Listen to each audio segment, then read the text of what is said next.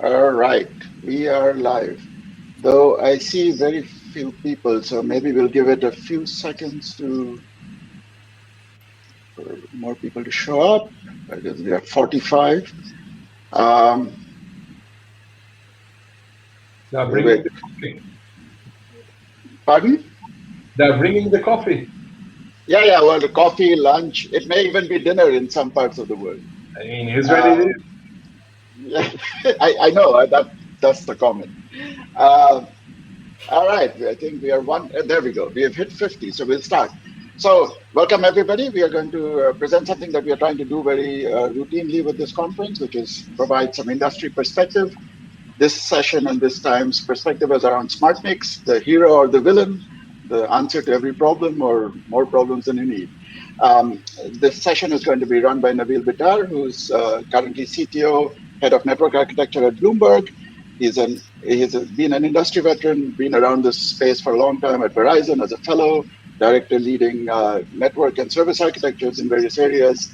Spent some time in Nokia as CTO for large enterprise, industrial, and web scale segments, and so on and so forth.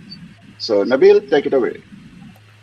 Thank you, Srijit. Welcome for everyone. Welcome to the presenters and the panelists. As Srijit said, this is an industry perspective on the SmartNIC. We have a good amount and good qualified presenters for this session. Just as a matter of process, the way that we're going to run this session, first I'll bring the presenters one by one, and before I do that, before they start speaking, I'll give a short intro to every presenter, and then they will follow with the presentation. Every presentation will last about 15 minutes, roughly. There are a couple of minutes, probably extra wiggle room that we have there if needed. After we do that, then we're going to go for a Q&A session where myself, as the moderator, is going to pose questions to the presenters to discuss, and hopefully they will give us more insights into the SmartNICs, and that will take us probably about 15-20 minutes, and then hopefully we'll have more time for the participants to pose questions as well. That will be moderating, and Srijit is going to help us to get folks to the mic. So with that, I think the order that we're gonna go through is as listed in the schedule that's announced on the site. We're gonna go with Corigine first, Intel, followed by NVIDIA, followed by Pensando, and finally we'll have Xilinx presenting. So on the I think we'll start with the Corigine. Simon is going to be presenting on the Corigine side. Simon is a chief scientist for SmartNICs at Corigine. He has spent a good amount of time in the industry working on free and open source software. And he's a long-time contributor to the Linux kernel and Open vSwitch. He enjoys work on network-related projects across the board and is interested in the way that there are different ways to bring people together to work on things. So, Simon, the floor is yours. Thanks, Nabil. So I'd like to start my presentation by just going through a little bit of history of NICs, not specifically SmartNICs. And we can divide this up into many different ways, but one way that might be useful to this discussion is as follows on this slide. So firstly, we started off a long time ago, fairly basic connectivity. We're talking about sort of back in the 1990s. Single queue. We started to see some very basic kind of offloads emerging, things like checksum offload, scatter-gather, segmentation offload, these kind of things. These are very basic kind of devices, but at the time they were the state of the art. Then there's kind of a revolutionary step that emerged, and this was towards more acceleration. It was towards enabling multi-core architectures, which became prevalent at some point, and also virtualization came along. So things like SRAV support. So you would have multi-queue, you would of course have all the existing offloads, but this was more about trying to accelerate the host rather than providing a basic connectivity. Then there was another step, which was to essentially focus more on being able to offload packet processing. And so rather than trying to make things easier for the host, which would ultimately process the packets through its stack. Sorry to interject. Yeah. I think your slides are not showing. Oh, very sorry, I forgot to share them. That's a rookie error. Sorry about that. It's only been one slide so far. So I covered the first 2 points. I'm on the third one, packet processing. And so the idea here was essentially the packets could be handled entirely on the NIC, although they might ultimately be delivered to a VM by SRV. But there's much more control here. We can implement policy. We can do things like Open vSwitch offload, where it's not just a matter of having a simple Ethernet bridge embedded into the NIC. We can actually do some fairly sophisticated policy implementation there. And then we skip to the state of the art of today, which is what some call DPU, or second generation SmartNICs. And here it's much more about separation of control. We can virtualize network resources which are available in the network. We can also move the domain of the control of the policies entirely off the host onto the NIC, although the NIC is co-located with the host. So in a multi-tenant network, the cloud provider can control the NIC, and the tenant can do whatever they want with the host. So as we go through each of these phases of evolution, each of the NICs in each of these 4 categories still exist, and they're still on the market, and they're still evolving. So they may have some kind of sustaining evolution. So we might see a very simple NIC, but we might see an increase in the port speed or something like that.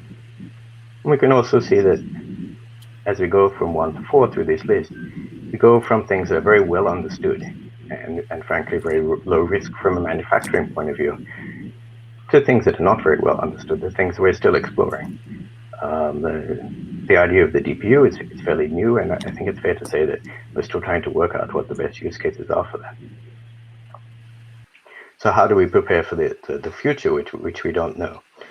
Well, that is my take on that is in the next slide. So Corigine has SmartNICs, and this technology is licensed from Netdev, where I previously worked.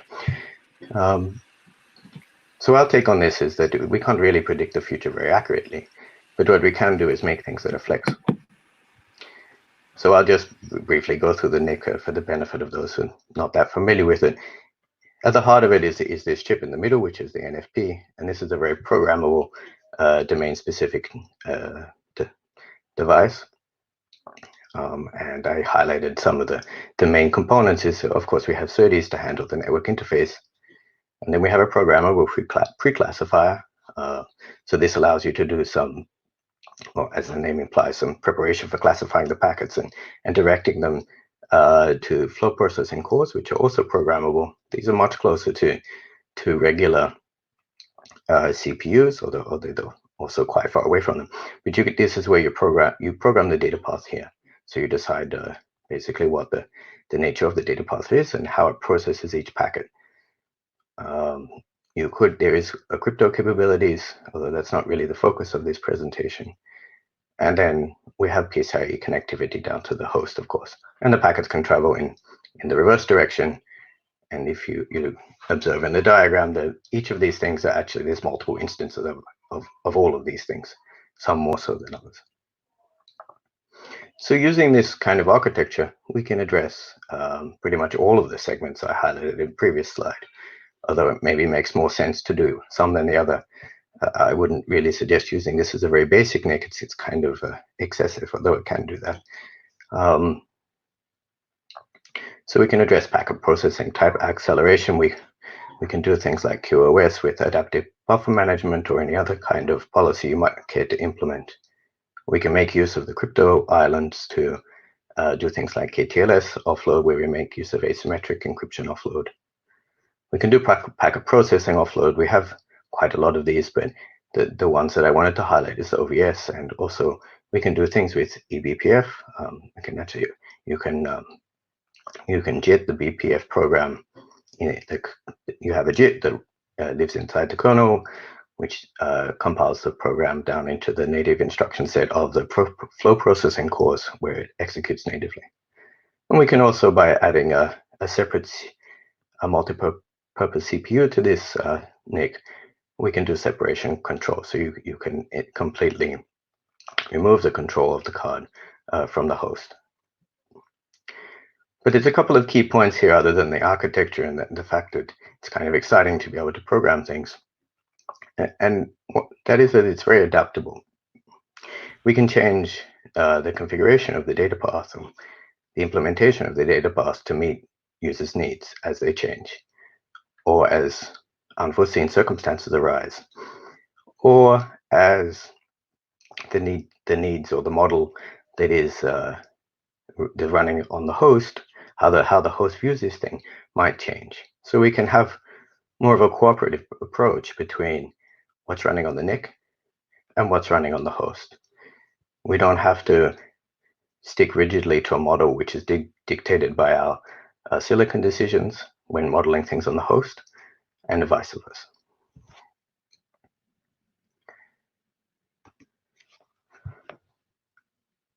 So how does this tie into Linux, which I believe is the general topic of this panel session? Well, as it's mentioned, I've been working with Linux for quite some time, and I see Linux is immensely powerful in many ways. But from a NIC vendor's point of view, it offers a few things which might not be immediately obvious to those people who are not NIC vendors.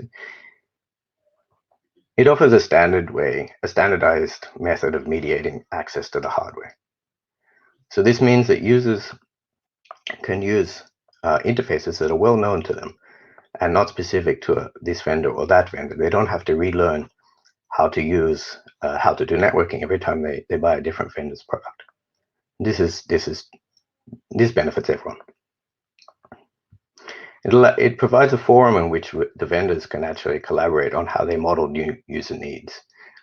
So on the first slide, I went through the evolution, a summary of the evolution of NICs, but it's fair to say that the model that was developed for those very basic NICs, although it's still used, was not sufficient to model what we're doing today. And how do we model that in a way that makes sense to users and makes sense to the wide range of hardware that's available? And also, and actually I would say that this is maybe the greatest benefit I see, is that it provides a platform for long-term maintenance. So really, in my opinion, if you have out-of-tree solutions and you haven't modeled what you need to do with your hardware in the kernel and upstream that, then you're carrying debt. And that's a cost that you have to bear month after month, year after year. So how does SmartNICs fit into this? Well, obviously, all of these points relate to SmartNICs. We need to standardize the access. We need to think about how to model it in ways that make sense. And we, of course, need to provide ways in order to support the products in the long term. And I think, just in closing, to bring back to the previous slide with relation to the programmability of the Corigine NICs, is that it really allows, in this case, the vendor to have quite a lot of flexibility with regards to this standardization process, if you will, that goes on with Linux. And I think that really benefits Linux, and I think it's, of course, an immense benefit to us as a vendor. So I think I might be a little under time, but that was all I had for today. Thank you very much for your time. Thank you, Simon. All right, so next we have Anjali from Intel. Anjali Singhai Jain. She's a NIC architect at Intel. She has over 18 years of experience in networking domain, in particular focus on NICs and various device drivers for various operating systems such as Linux, Mac OS, and other RTOSes, and in designing hardware offload features for NICs and SmartNICs.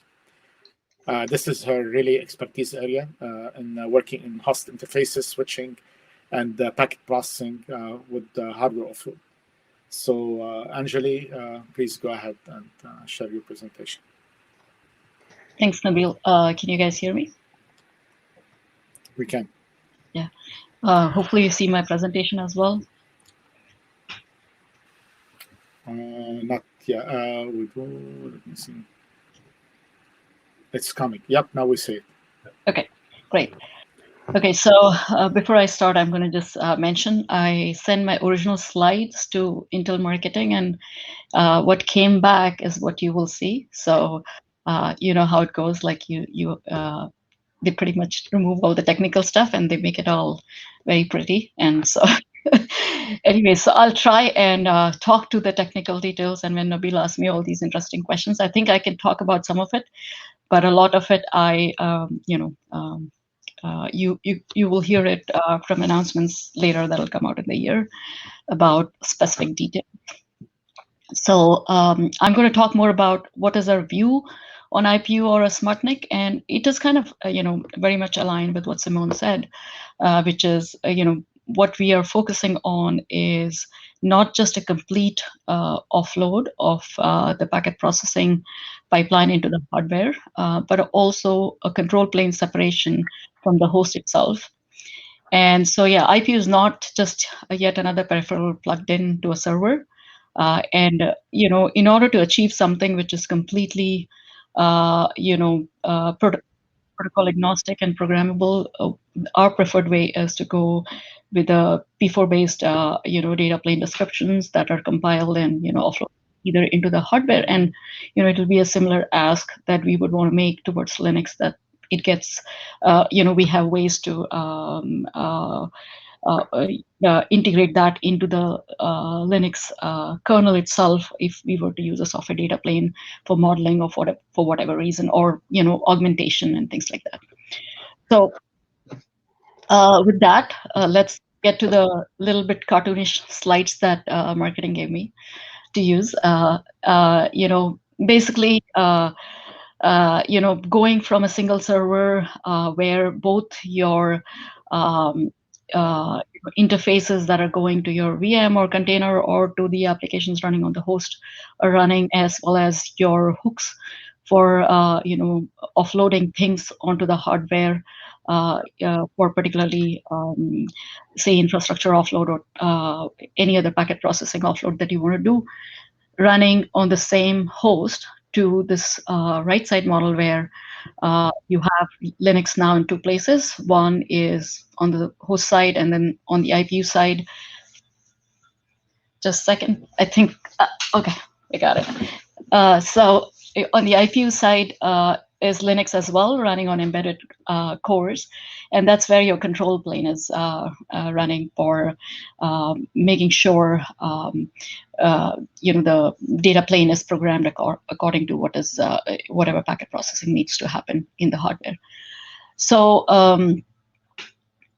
one of the key things, of the two important things to keep in mind is in this design, the host server is treated completely as untrusted. So, if you look at the interfaces that show up on the host server in Linux, doesn't matter if PF or VF or whatever else, they're all, untrusted interfaces with just data connectivity, queues and interrupts and whatnot, and stateless offloads. Whereas they don't really have any access towards making any changes on the device or NVM updates or whatnot, or anything for that matter, where it can affect the data plane that is running in the hardware.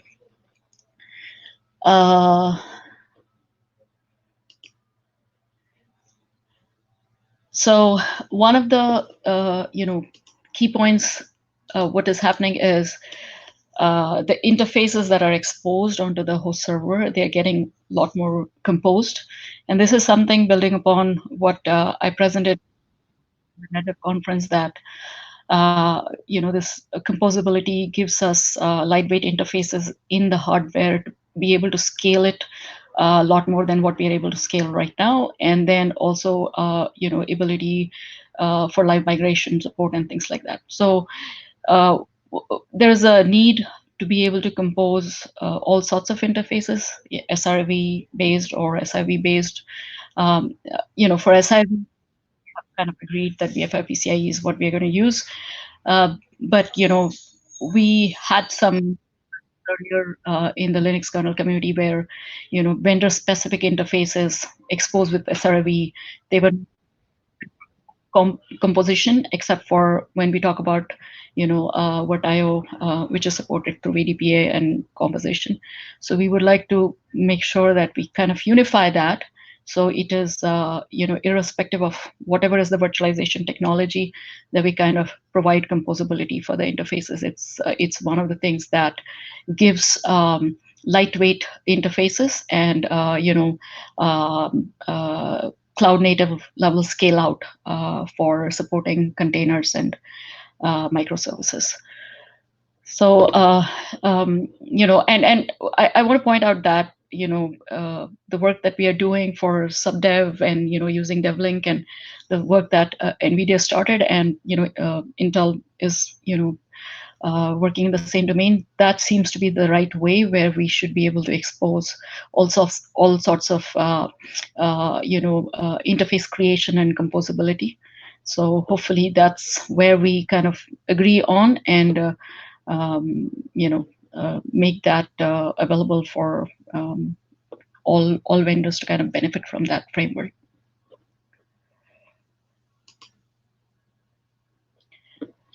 Okay, so let's talk about the IPU itself. When we say it's all, offloading all sorts of stuff, what do we mean? The key idea behind the IPU that Intel is working on is, one is it is completely protocol agnostic packet processing pipeline. And as I mentioned, we like to define it in P4 so that it is,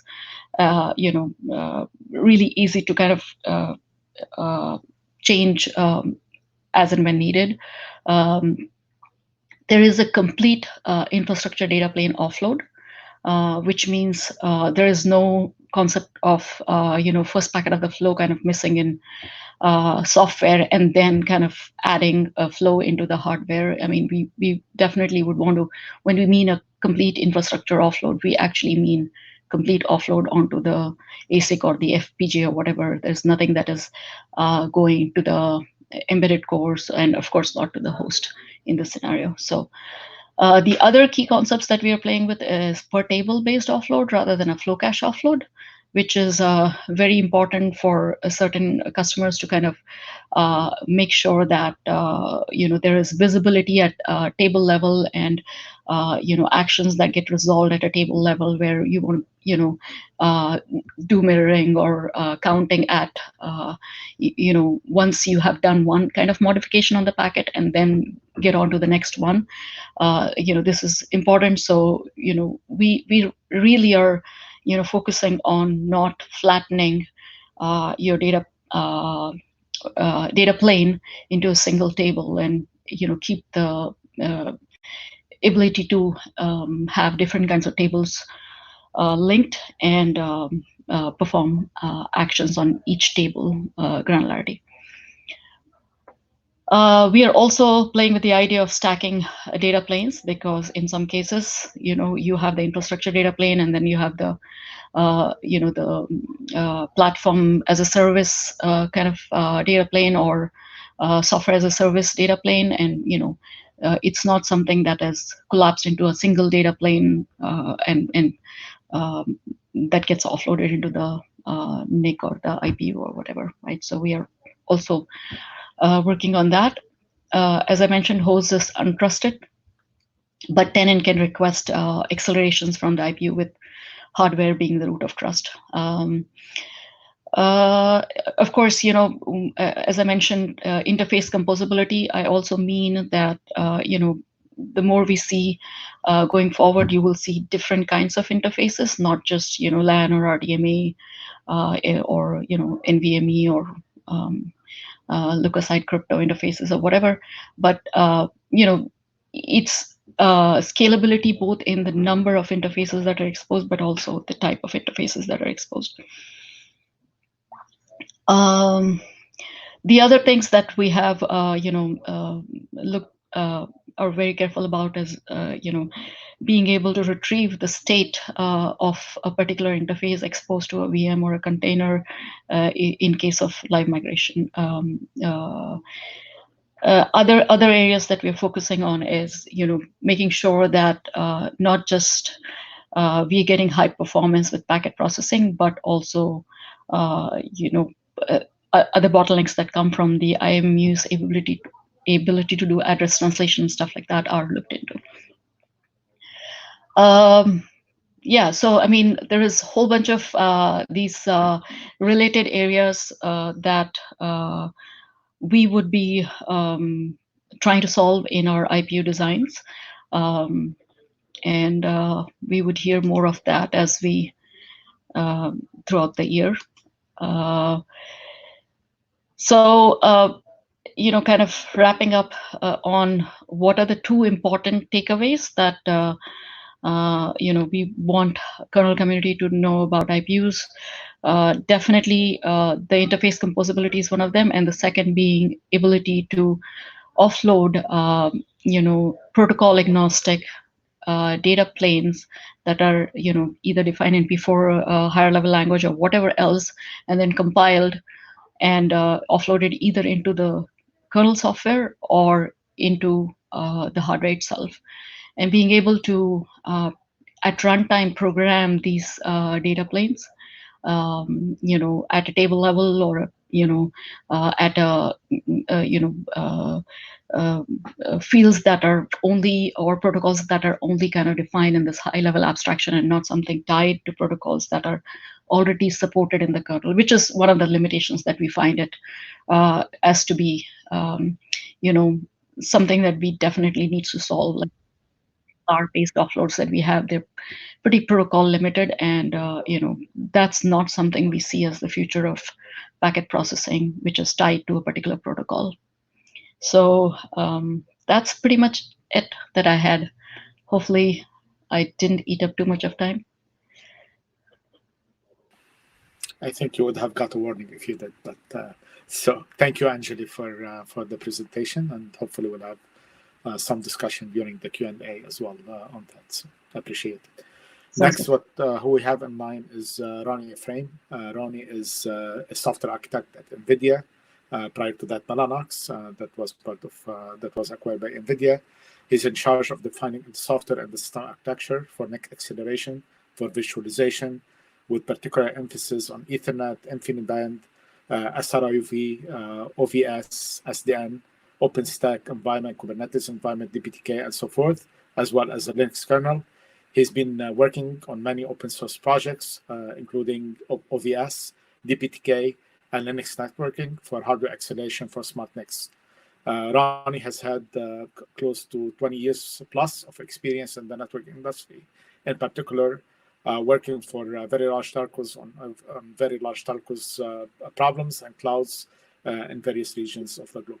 So Rony, the time is yours. Hi, thank you very much. And just to clarify, do you see my screen? We do. Okay. So thank you, Nabil. And I think everybody's tried to understand what we're going to present in the time you gave us. What is a SmartNIC? So I think I also didn't have a clue what to put and what not to put. So as I think Simon mentioned, we call it, with the SmartNIC, we had some issue in the past. If the ConnectX is a SmartNIC, then what is the Bluefin? Is a Brilliant NIC or those kind of names.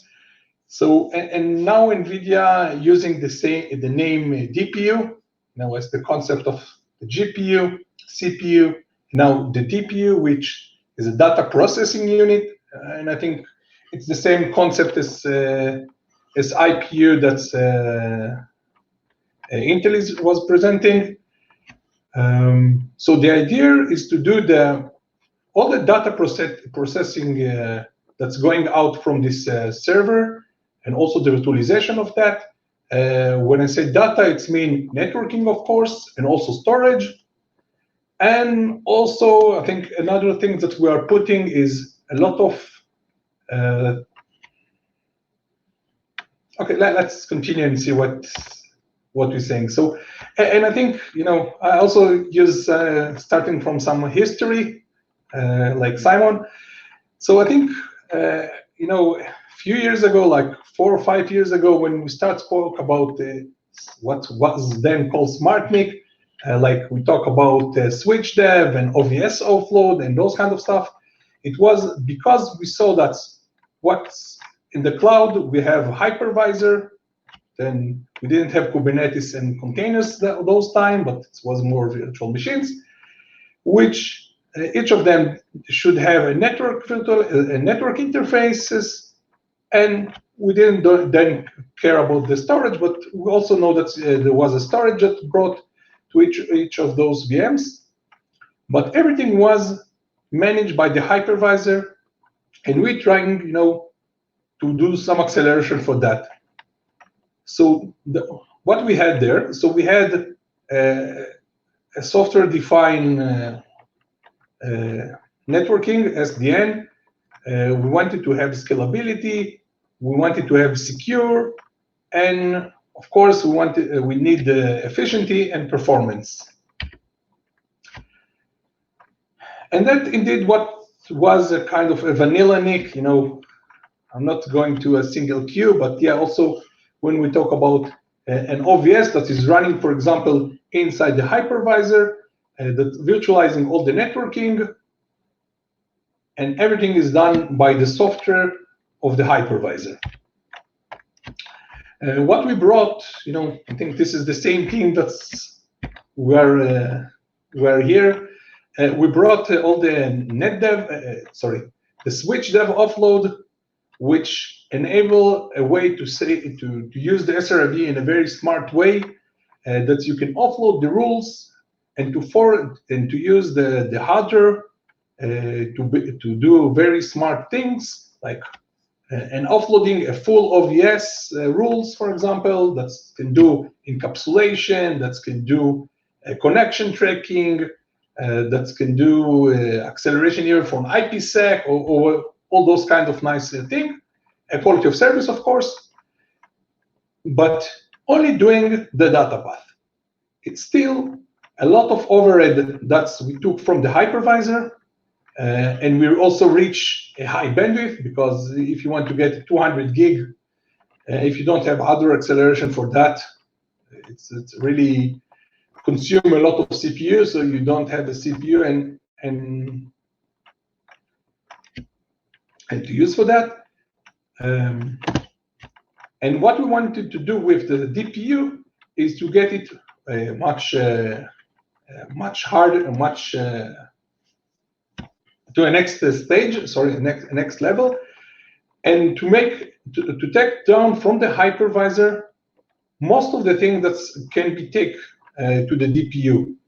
And the idea is to take all the networking, not just the forwarding of the packets, and just to run, for example, all the Linux bridge, or all the VXLAN encapsulation, and also all the connection tracking, or for example, all the OVS, all the Open vSwitch configured that will be run, and also the controller, everything to take it down. So the SDN controller, like OVN, can talk only to the DPU. There is no evidence, nothing inside the hypervisor that's talk to the SDN controller. It means that you have a good isolation, you have a full offload, not just for the packet processing. It means that we offload everything to the DPU. Of course, we're also doing it for the storage by giving, like a virtual function, physical function of networking. We can also give today a VirtIO block, or an NVMe device, or VirtIO FS now is also coming. All those nice things to bring a storage directly to the hypervisor or to the virtual machine, and running all the emulation of it inside the DPU, and allow, for example, to have a NVMe to the virtual machine, and to convert it to NVMe over Fabric, for example, or NVMe over TCP, and sending all this and converting this traffic to a traffic, this storage to a traffic. Of course, we can also offload a lot of security stuff in order to protect the data and the networking and the storage. And I think this is a use case for virtualization, that you have a virtual machine or containers, but the same concept can be done. And I think there is also a good movement in the market, at least for the CSPs, that's looking for a bare metal server. They want to sell a bare metal and to control on this bare metal from the DPU. Then it's kind of, now you don't have a hypervisor, but the DPU is a kind of a hypervisor for this bare metal that can control all of the networking need, all the storage need, can run a security engine and things that's in order to verify that this server is behave and according to the and what is running inside the server, and a lot of security stuff that's can be done from the DPU. So I think we have a lot of things that we can do today with the DPU, and this is the thing that we are doing today. So I know if you as a customer have a different needs, and we're working with many customers that find small tweaks and small things that they want to do. And we are working, to have other solution for other needs. And the DPU is so flexible that we can find a lot of nice ideas that can be used. So I think I'm not the first one that's showing this kind of slide. And I think what we're trying to offload is a lot of infrastructure things like software-defined security, software-defined storage, software-defined network, all the host management, and we want to offload everything from the host, from the hypervisor or host, if it's containers, and to put everything inside the DPU. But it's not that that we want to save the cores and bring them back to the CPU in order that you can sell more VM and containers. So the concept is not just to have cores and CPUs in front of the main CPU, and the idea is to have more accelerators that can do those things. And in order to benefit and to have 100 gig and 200 gig, and now we are heading for the 400 gig NICs, we must have an accelerator in the hardware in order to have this performance, to support this bandwidth. And the concept that we are using, and I think Anjali also mentioned it, the idea is to run inside this DPU. We have ARM cores that's running a full Linux distribution that you can run whatever you want. You can bring your own stuff, you can bring your own kernel, but the concept is you can use a lot of open source things that's already there. For example, for the SDN, you can run OVS. The idea that's the OVS today already support hardware offload. So it's getting the accelerator from the NIC, and you don't need to process all the traffic inside those ARM cores. We support SBTK to offload all the storage things. We support, we can run anything that's related to the infrastructure. For example, a OVN agent controller, there is a tricky name there. We can have security engine. We can do the IPsec, but we want to have the encryption inside the hardware, but all the key management we want to keep in the ARM cores in the Linux, right?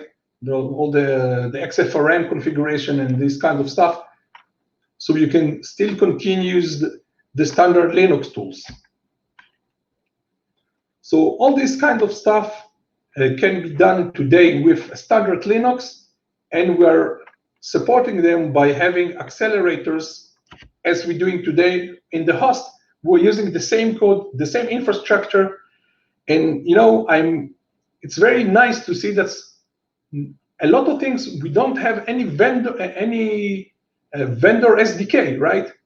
Nobody talk about a proprietary way to add rules, right? We talk about either TC or either, okay, it's a DPDK, but an RTE flow. I don't see in any, and at least in NVIDIA, we don't have any proprietary tool. We don't support any proprietary tool for customers. And I think it's very nice that we're aligning all the community to use that. So just to give you a look inside, what is a DPU? A brief. So a DPU like Bluefield 2 is have a connected 6DX inside. We have, of course, programmable ARM cores. We have 8 ARM cores of A72 CPUs running at 2.5 gigahertz with a RAM, with all the fully distribution that's running Linux. We do have a dedicated accelerator that's are not part of the Bluefield. So, for example, we have a Regix engine. We have some storage acceleration and this kind of stuff. We do have a PCI Gen 4 switch. So, for example, you can connect a real storage also for it. So, and go all the traffic that all the NVMe that you bring. You can bring an NVMe device to the host, but still have an NVMe device locally, but go on all the traffic and do your magic as an application. Of course, it supports, a 1 gig port for out-of-band management. And I think what we can accelerate a lot of things like IPsec, KTLS, too much things in order to put in 15 minutes. So, and I think what is coming, we understand that, and I think we're working with a lot of customers. And there are a few types of customers. There are, of course, the big customers, the CSPs that, have a lot of manpower they can spend, and they want to have their own unique value. And then they want to have the lower level, like running, not nice to say here, but a lot of them are running DPDK and using RTE flow to inside the SmartNIC, inside the DPU, in order to configure the hardware. But we do see a lot of customers, small customers, that want to have a solution and not to struggle. And I think it's not also small vendors. It's also a mid-range solution that's want to have a solution with an OVS, or even we're talking a higher level for kind of a Kubernetes that is running inside the DPU. Or, for example, that we're talking about a networking stuff that's UPF offload. So it's actually inside the host, you're running an application of, for example, something that's we're doing today with a Palo Alto. That's you can run a firewall as a virtual machine and get accelerated from the DPU. Or we're doing the UPF with Mavnir. So a lot of things we want to do an offload, and I think we have a lot of problem with the API, which is too generic most of the time because we give it an infrastructure. And I think what we want to bring also to the world is what we call Docker. And I think it's it's coming that we become NVIDIA. So like we have CUDA for GPU, we want to have a Docker for a DPU. The idea is to bring libraries to the community. It will be much easier to consume those things. And I think you're welcome to come into our website and to look for more information. and we want to bring, you know, more solution to the world. And we are losing a lot of open source, of course, but we want to give a cook solution that you can, even if you're not a huge customer, you can still consume the DPU. Rony, time check. You have a couple of minutes. Yeah. Okay, this is my last slide, so I'm fine. So just, you know, I didn't go through the marketing, you know, to get this slide. And I think what we want to do is, so we are bringing now the BlueField 3 also to the table. I'm not sure exactly the date, but it's coming. So you see that all the bandwidth is going higher. We can do today 100 gig IPsec with a Genève, with a VNA, with a connection tracking offload.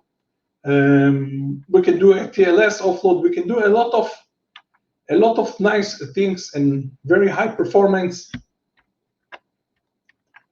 And I think we're ready for a question. And I think we also want to hear questions, what we need to do more in order that you as a customer to use the NICs, the DPU, sorry. That's all. Rony, thank you. Thanks for the presentation. Very insightful.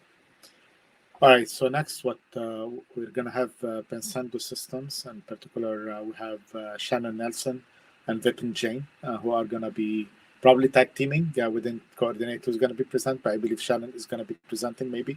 And Vipin, you're going to interject as needed.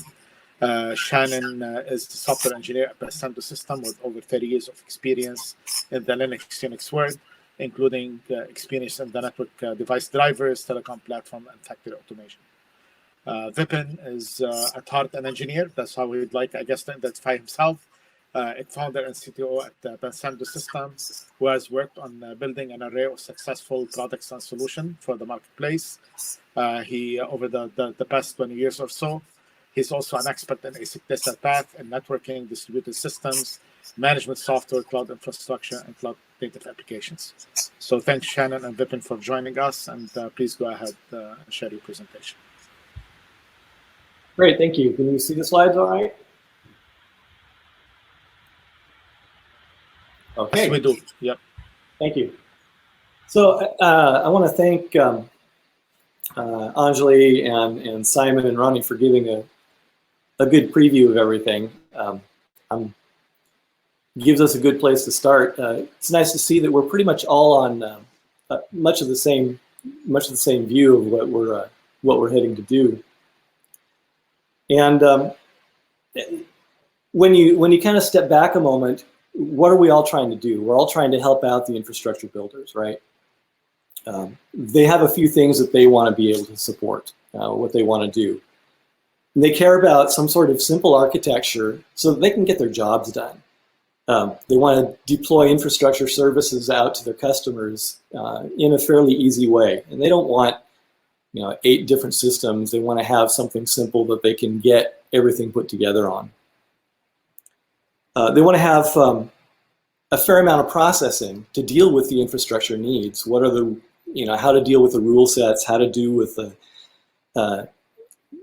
different kinds of processing of the data coming in before the host even sees it.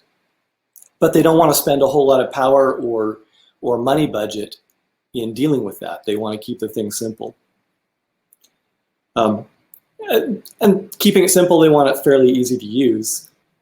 And a lot of them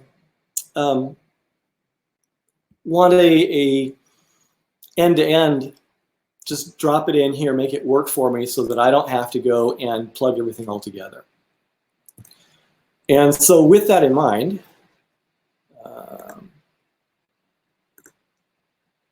there we go. With that in mind, we kind of approached this as a 2-part thing with the what we call the DSC, the Distributed Services Card, that goes out along the edge and plugs into all of the edge hardware, the hosts.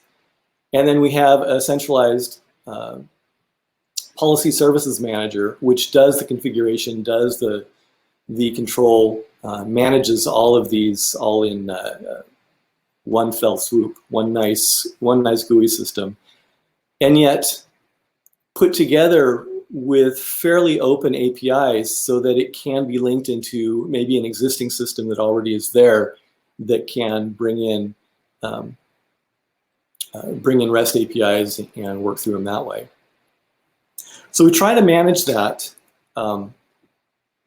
through, our set of programmable devices distributed around, easy to configure, giving the cloud infrastructure services and the firewall, the networking, the security, the enterprise, and the cloud servers want to have. This gives us the ability to support their various services and yet let them do some personalization without diving too far into it.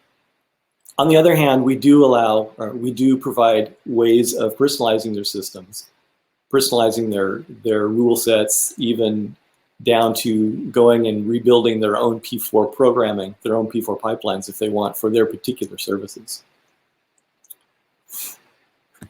We have fairly high scale, low latency hardware that we're running this all on. And yet we're able to keep it under a fairly reasonable power budget. So we're not blowing away the whole host and whatever it needs for the rest of its power. And so the system is programmable, the system is flexible.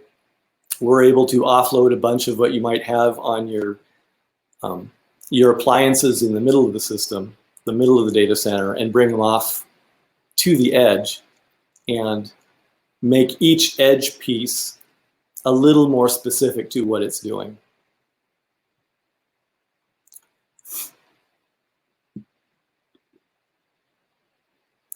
On the processor itself, we've got the standard big packet buffer. We do have a collection of ARM cores. We've got a large chunk of P4 pipeline work that we can do. And we have a programmable PCI interconnect so that we can look like devices, or we can pull the PCI off and not even be seen on the PCI subsystem in the host and act as a bump in the wire if necessary. We can run full Linux on the ARM complex. We can run services there that are handling some of the packet processing. We could do the full firewall off the side if we want. We can do the load balancing here and send things right back out. We can do the filtering and aiming packets at the various PCI devices going back up into the host as necessary. We've got a fair chunk of memory for handling that back and forth. We can make some of that memory available to the host in order to do some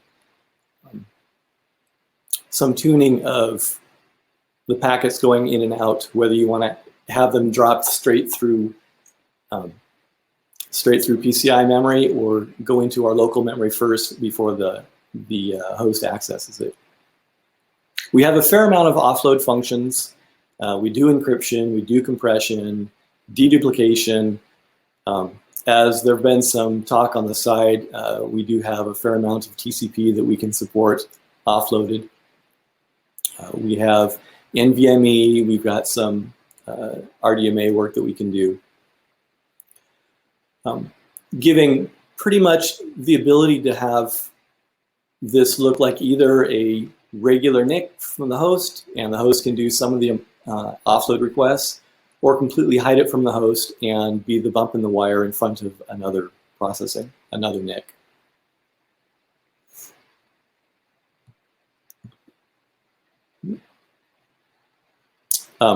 We do the typical offloads, obviously checksum, VLAN insert, hashing, TSO, PTP, those such. And those can all be controlled by the host, as one might expect. A lot of the more advanced offloads we run from configuration outside the host. the overlays, encryption, filtering, routing, whatnot. We have a fair amount of telemetry that can be gathered if you want.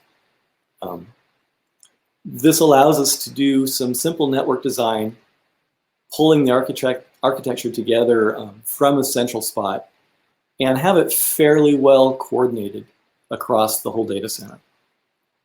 It works for a whole variety of operating systems and hypervisors. We've got drivers for Linux and for the other fun OSs that people are using.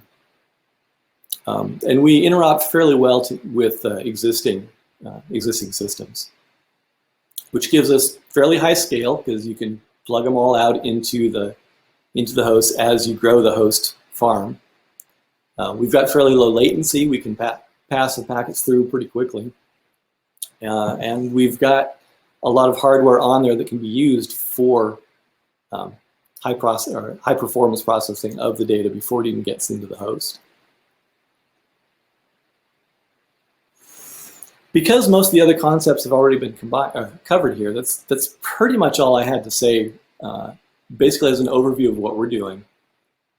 Vipin, did you want to jump in and add anything that I missed?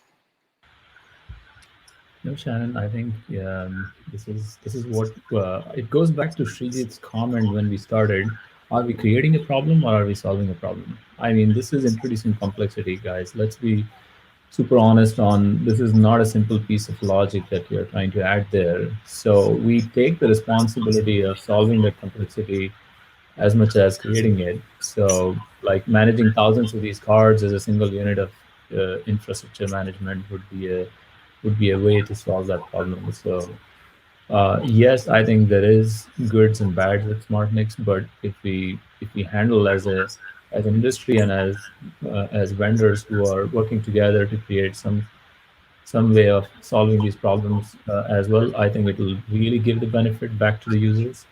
And we are working with some of the vendors in standardizing things, and we look forward to continue doing that. And I think it's very much needed for it to be meaningful for the end users.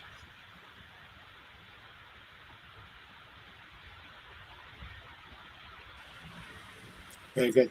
Shannon, thank you. And Vipin, thank you for your follow-up insight as well into that, which I tend to agree with. There has to be a benefit for what one would get anyway, for trade-off with complexity.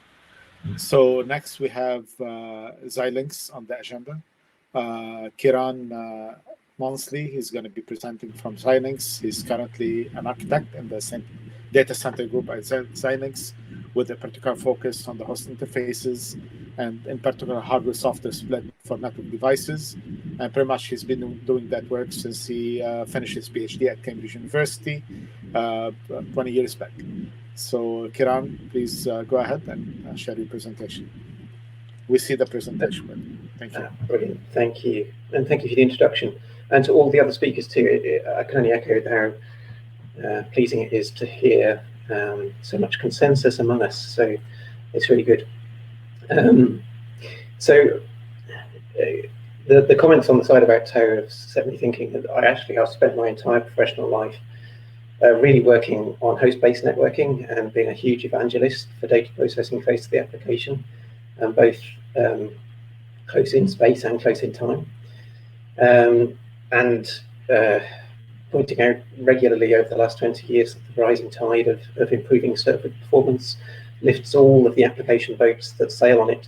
And yet here I am now talking to you about SmartNICs and how Xilinx thinks that they offer some advantages over doing everything purely in the host. And for me, it's not a conflict, really. It's about how we can do both together in a smart way.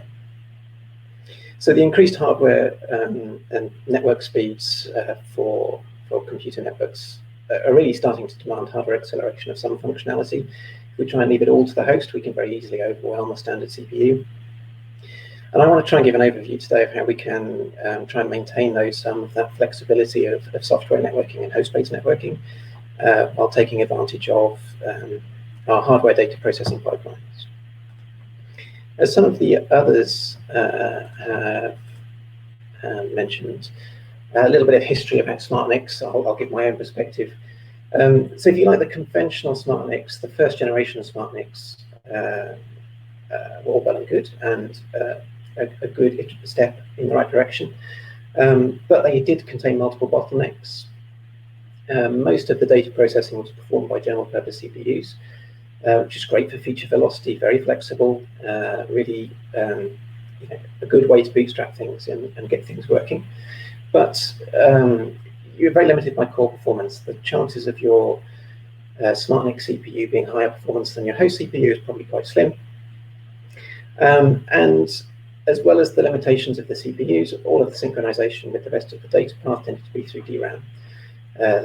Increasing DRAM increases power footprint, and you get limited by your DRAM bandwidth. So even though we could start adding hardware accelerators to that pipeline and enable higher packet rates and increase bandwidth by doing so, they tended to be limited in their scope and their capabilities, usually quite fixed on solving one specific problem, and suffered scalability issues, and generally had to coordinate back with the CPU and back with the DRAM in order to get anything done. So there was limited scalability. The message I think to take away from this is that one size doesn't really fit all, that there's inevitably a trade-off between flexibility, between performance and scalability. And where we might have been able to tick one or maybe a little bit more, maybe just about two of those boxes if we really worked hard, we would never have been able to tick all three. So there's been a change to the architecture for SmartNICs, and things are moving in a new direction. And I want to talk a little bit about that now. Sorry, my slides aren't quite keeping up.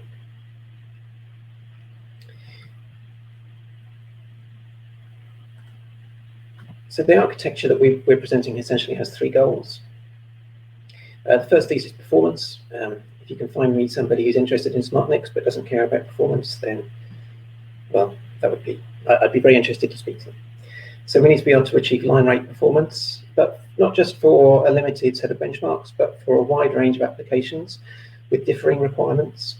And that ties into the second goal, really, of adaptability, because we need to be able to adapt not just to the workloads that we know now, but to new applications and new workloads that are going to arise in the future without having to re-engineer a whole new architecture. And thirdly, we want it to be software definable. We need to provide that rapid, low effort extensibility that software offers, and by which we'd like to be able to use that to extend the NIC to support custom applications, and using that traditional software-led methodology to do that. So the architecture itself is composed of a number of components. They're quite familiar from what everybody else has been talking about, and also from that first generation of SmartNICs. But they're arranged a little differently. So the data plane itself is composed of standard accelerator blocks that provide the basic functionalities of a NIC and the data plane, things like DMA, TSO, all of those three-letter acronyms you'll be familiar with. We have a set of onboard CPUs.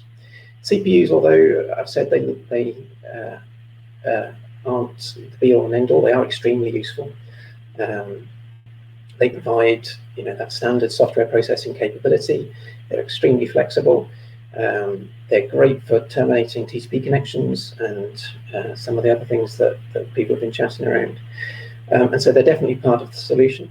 And we also have DRAM on the side for components in the data path to use to buffer and store persistent data. But the data path itself doesn't have to involve those two. And then to augment it all, we have programmable logic. Xilinx is, as I'm sure you know, an FPGA manufacturer, and so programmable logic is our bread and butter. We want to be able to insert application-specific logic into the data path at runtime to enable us to customize the data path to be effectively application-specific. We want to allow software tools to define effectively the most optimal hardware to run existing applications, and for multiple applications to be able to do that in parallel.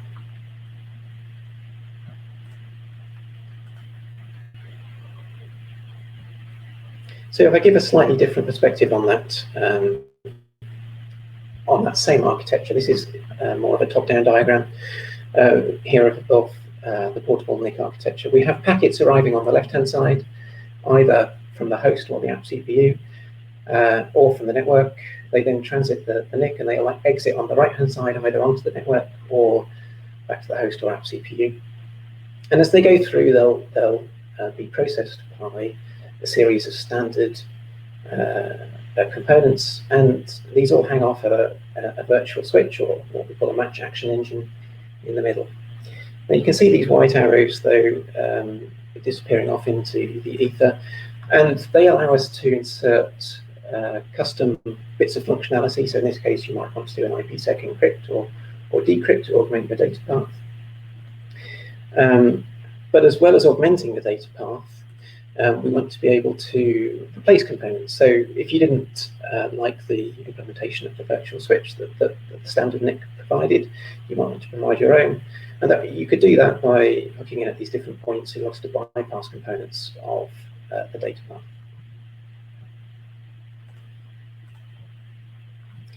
All of the data path components that I show here are implemented in P4. So it's a fully software-defined architecture. And you could customize the data path as well as by providing all these additional modules, but by modifying those standard components, by modifying the P4 and building your own NIC. It'd be perfectly possible to implement an open source P4-based NIC and run that on this hardware.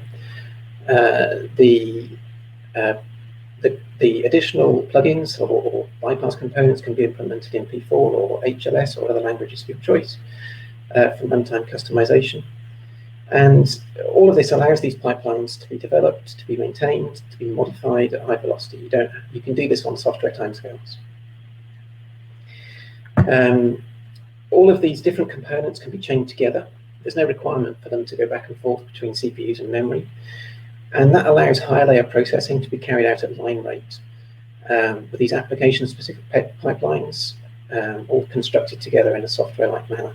So I prefer to think of them as, rather than blocks of hardware, as more like software libraries that you can compose together to build an application and reuse. The onboard CPUs, they are important, they're there, but they're mainly involved for synchronization, for the control plane, for coordination, for exception path processing, for dealing with things that you don't want to spend the effort optimizing for on the data path. The greatly reduced memory bandwidth and overheads of avoiding those on the data path gives you huge improvements in performance. So to round this off, I wanted to give you an example, because we've all talked about our hardware, about how I think this all could work well with Linux, because a SmartNIC shouldn't be operating in isolation from the host that it's trying to accelerate. And I've chosen XDP as an example, not because it's a particularly new or innovative example. XDP offload is well understood, but because I think it shows some really good practice, both in terms of SmartNIC offloads, but also in terms of the way things are structured within Linux to allow us to do things well. So the Linux data plane has been evolving over the last few years to make increasing use of eBPF.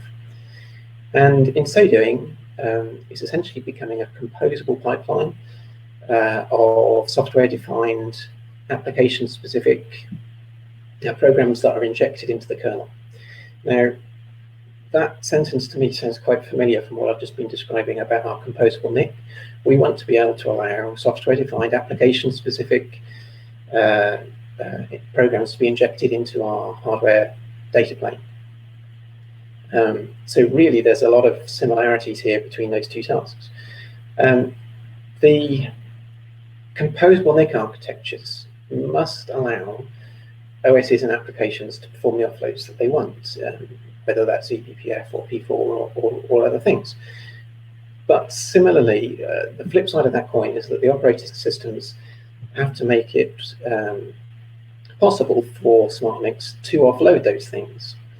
And the key things that I can see there for us all to work on is keeping those languages like eBPF and P4 synthesizable by hardware, not overcomplicating them to the point where the hardware is impossible. And to provide the interfaces and APIs that allow those offloads to easily take place, and for state to be shared where necessary between the offloaded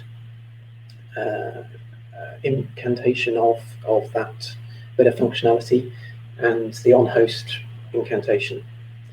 We want to have the same view of the control plane. We want everyone to agree on which connection goes where, and we want software to have control, whether that's software running on the Linux on the host CPUs, or if you're in a multi-tenanted environment where the infrastructure provider wants to give you a bare metal service, where that software control may be coming from a Linux running on one of the ARM cores on the NIC itself, or otherwise over the network. So one of the things that Xilinx has been working heavily on is how to allow things like eBPF to be offloaded at runtime, and with the kind of performance that we need. So we've developed a compiler based around LLVM. You can provide that with P4 or eBPF. That will compile it down to LLVM's internal representation. And then the back end from there can either go to HLS, which is a slow deployment, but gives you very efficient hardware implementation at the end. Or we have a new compiler that's being developed to deploy very quickly that eBPF code into synthesized atoms running on the hardware. And these atoms provide basic functionality that can be configured together to provide that eBPF instruction set. Having done that, that can then be inserted dynamically into the data path, and the software running on the host can compose those different components, those different offloads together to give you the functionality that you need. So that was all I had today. I apologise if I've rattled through that a bit quickly. I was a last-minute stand-in for your main speaker, so I hope if there are any questions, I can adequately answer them. Thank you very much. Sure. Thank you, Kieran. Let's give an applause to all our presenters and panelists in here for presentations well done. I think, and what we are going to do is that move to the basically Q&A, if you want to put it that way, more like to put as a discussion. So it's going to start with me posing some questions, and hopefully we'll kind of wrap that up, and there will be enough time for folks to pose questions, I guess, from the participants as well in the audience. So the first question I really kind of have, I'm going to pick up from where Vipin in particular had concluded about the complexity, and let's make it simple. And that triggers in my mind something that says that if we add a complexity, that has to come at a benefit. So really, the first question I have in your mind, what does initiate the SmartNIC? If you are to consider the alternatives that have been that have been existing in the industry, interplaying between switches and their capabilities, performance NICs, as well as host capabilities that we've had for a while. And this is particular for folks that even are providing both switching and NIC solutions, whether performance NICs and or smart NICs. So what are the use cases that would drive the SmartNIC in your point of view? And Vipin, I would start with that since you kind of made that comment, and then hopefully we'll open up to everyone to add their thought on that. So, right. Yeah, I mean, there are many use cases. I will point out like 2 or 3 that stands out very clearly for me. First one is a cloud use case where if you want to separate the cloud provider from a tenant, then SmartNICs is the only way you could do it. Trying to do it on a switch is going to be quite a bit of stretch, especially given the amount of ports it needs to terminate for like 20, 30 servers and millions of connections for each server. Is going to get into like 50 million connections per smart switch and those kind of things. So I would say that a card is a better place to do it. And being a cloud provider, if I need to, for example, provide security groups for your VMs or for your workloads, then maybe it's better done in the SmartNIC there. And clearly, since the host is owned by a tenant, it is something you don't control. The host OS is completely owned by tenant. So cloud is one use case. The second use case I see is with respect to security, wherein you need to, like what I say, if you put the guard inside the room, then it is good if there is someone inside which is a threat. But sometimes if you're compromised on the host, you need someone outside to guard that host and quarantine that. So having a separate control plane gives you that potential opportunity to do so, and also have the relationship where you don't want to trust anything on the host once you say that certain things are completely gone.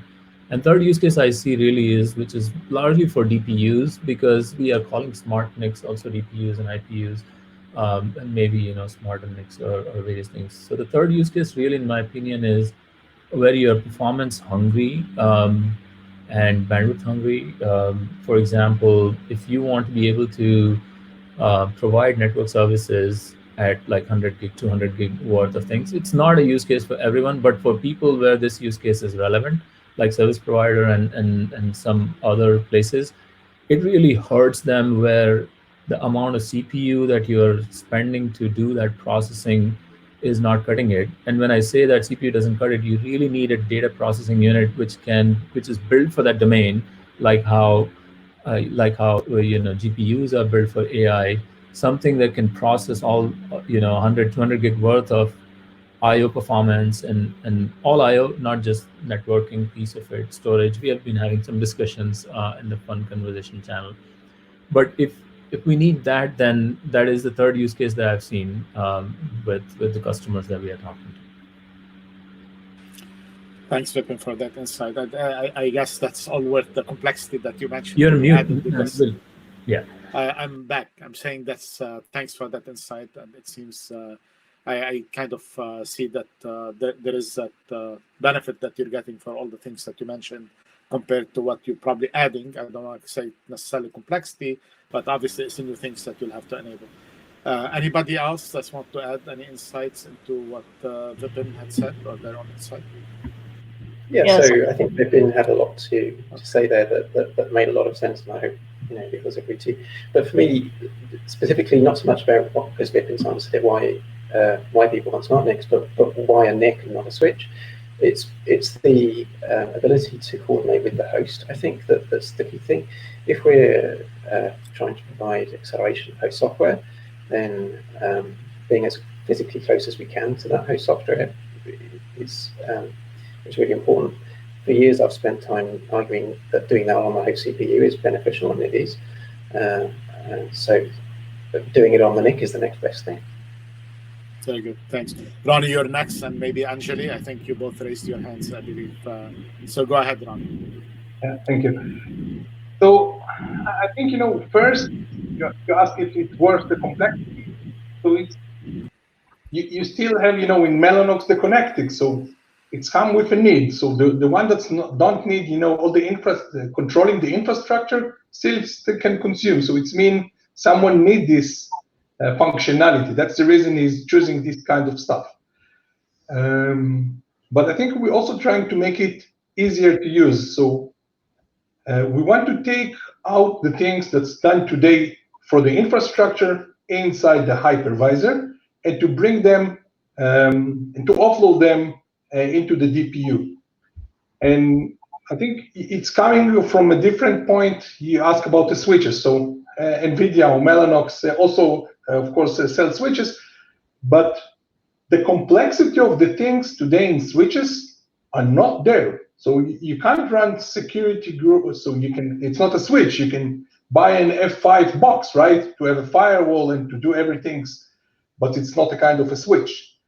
And I think what we're doing today in a SmartNIC, for example, when you run OVS, simple things like OVS with connection tracking, it's actually a firewall, a load balancer that is running inside the DPU and do all those things that today you can't do in a switch, right? And the idea is to have an infrastructure that today is owned by the hypervisors, right? I think also you in Bloomberg, you have the network guys, that control the switches, and you have the host guys that control what is inside the host. So I think the DPU is still controlled by the host side, right? He's doing the overlay, he's doing the connection tracking. He also can do, the routing and all the other things like ECMP and stuff. But I think it needs to do more than that. It needs to bring a lot of SDN stuff. And I think when we now creating a lot of interfaces, right? And not just network interfaces, we are bringing storage. We are bringing security stuff that can even track what is the CPU, what is the host is doing, right? So this is a lot of things that you can't do remotely from a switch. And we bring to the world, a lot of infrastructure things that cannot be done from the switch. Very well said. Thanks, Rony, for that. Anjali, anything to add?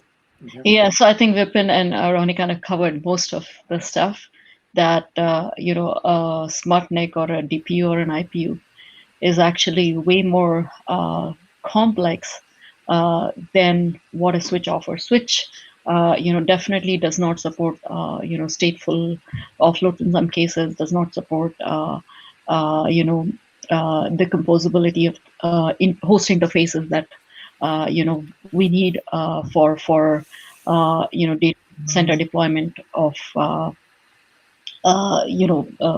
distributed applications. There is the other aspect of it is like, the rate of change of the data plane itself, which is quite high when it comes to these flows, because, you have millions of flows terminating on a given, server.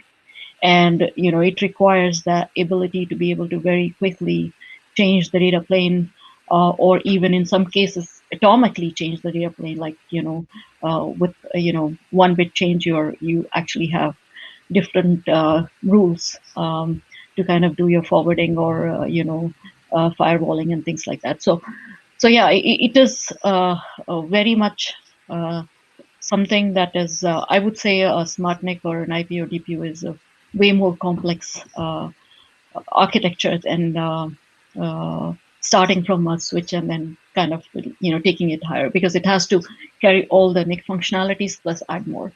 There is, Rony mentioned about the crypto and stuff that is critical. Then, other things that come into the play, address translation because of virtualization, and virtualization is not something that is, an easy thing to get right in terms of performance, and that's not something, switches, that's not where they start. Support for live migration and all those things. Yeah, so there is a whole bunch of angles that need to be addressed, and it's like something over the period of time where as developing NICs that are virtualized, you have a good framework which has the key elements, and it's easier to build from there. Right. So I mean, if I have to summarize this, basically, if I sum up pretty much what you guys have covered in here, that I think Vipin talked about the cloud particular case in general, but I'll probably put up in the isolation of control, if you will, between what happens on the host, what happens on the SmartNIC.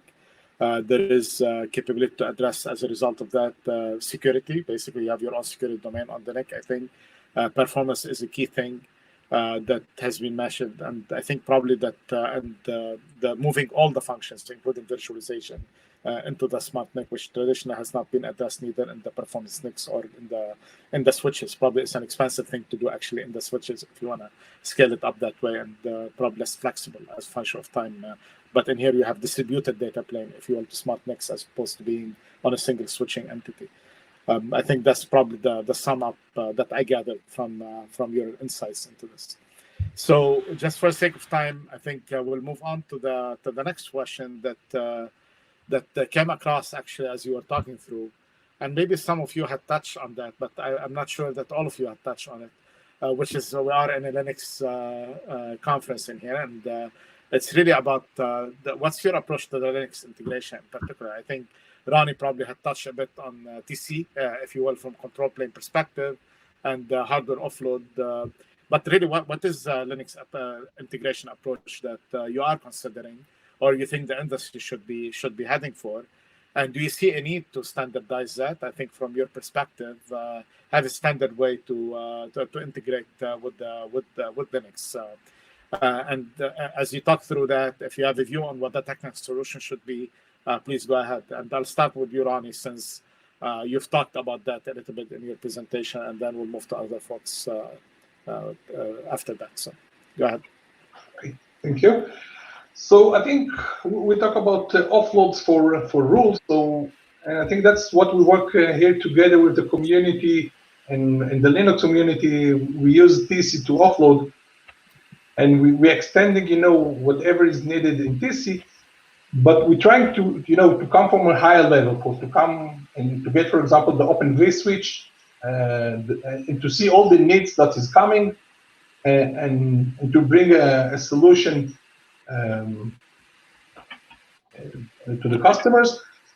But I think was another thing that's mentioned here that's coming a lot of times, and also getting the question is P4.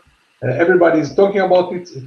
It's a nice thing. It's very flexible, or I would say too flexible sometimes. But I don't see any real customer or any real deployment that is using that. And I think the reason, and we're doing, some comparison between P4 and TC, for example.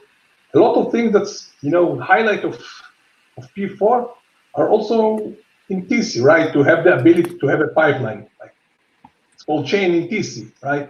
It's a lot of things that's, I think, the only thing that is missing today in TC and also in RTE flow in the PDK is the programmable parser. And I think we're now trying to find a way, to have the legacy, the API of TC and RTE flow to add rules, and only to extend the flex parser that is coming. I think this is another thing that's coming from P4, and we don't see the need for P4 for most of the time, right? It's not it could be a generic, but it's not something. I'm not familiar with application that is using that. Okay, thanks for that view. Anjali, do you want to take a track at that, and maybe Kieran as well? Sure, yeah. So, Rony, one example that I'll give you is most data center providers, they are running their own proprietary protocols. And one of the problems that I see right now using particularly TC Flower is that, the data plane that you can define is limited to the protocols that are enabled, and, the names of the fields or whatever else. I mean, you can say that, U32 exists. You can use that if you would like to, keep it as a protocol agnostic. But again, U32 does not give you the capability of separating the parser from the classifier blocks itself. So, so we do have to solve this problem. Most of our hardware architectures are very, very similar. They're kind of converging, where the data plane is protocol agnostic and programmable, built of multiple tables. And, there is a parser block, there are classifiers, and then, something similar to a deparser or whatever else you may want to call it. But, pretty much that is the trend, right? So we have to be able to mimic the same thing in the Linux kernel, which is the ability to have,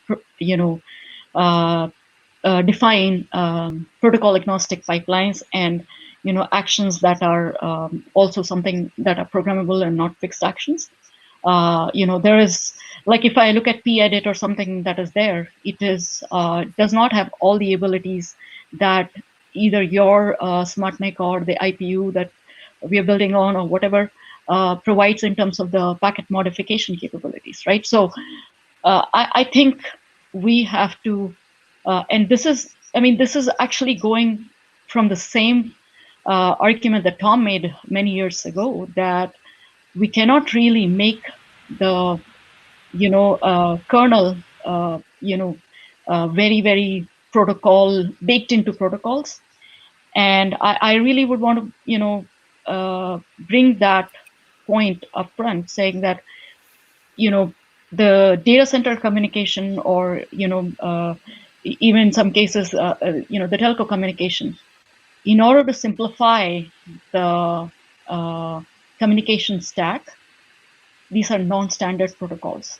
And so being able to use Linux kernel or Linux kernel standard way of offloading into the hardware, we need to solve this problem. So do you see any venue where we could converge on these things, or you see that there is more kind of diverse path, if you will, for a while? I think the benefit, obviously, to the industry, there will be a common approach to handling this. But Yeah, it seems like there are slightly different views, at least divergent views at some point, right? Yeah. That needs to be reconciled. So Definitely. Yeah, I mean, to answer Ronnie's question again, the data plane does not have to be defined in P4. It can be defined in whatever. That's not the point. The point is, after it is defined and compiled, I would want to run that either in Linux kernel or in my hardware, and that's where we need to, build our solution, like something TC generic, or call it whatever. But that's the essence of it. Thanks, Anjali. Simon, do you have anything on this, or Shannon? Go ahead, Simon, if you have something. Sure. So I think that. So firstly, I think the TC flower is not TC. TC is much larger than that, but TC flower is kind of modeled on a specific match action table kind of philosophy, and that kind of matches the sort of generations of hardware that existed in the past and continue to exist today. But what we are seeing is and what we've seen from the presentation today is that there are other approaches, much more flexible approaches that are being created or facilitated in hardware, and that the TC flower in particular is not very well suited to that. Of course, you can do TC flower on a programmable NIC, but you can't. There's lots of things you can do in a programmable NIC you can't do in TC flower. So I think we do need to explore new models to, as Angelini said, we need to be able to not just program something and have it run on the NIC, and then that's all fine and dandy. It also has to run on the Linux host, and so that this is the real challenge. And there have been lots of discussions of it over the years, and obviously P4 is one solution to these problems. But I think this is one of the big challenges that it faces as a whole. Thank you. Yeah, I'd like to jump in there. I disagree a little bit on trying to run P4 such on the host itself. I think having a high-speed processor, being able to deal with the P4, offloads the host, cleans up some of the mess that we have in trying to do the overhead of all of the TC stuff that we're trying to do. And I think there's a talk later about how fast, how many TC type transactions, filter generation can we do at any one time on a host while trying to support all of the VMs or containers or whatnot that are on the host.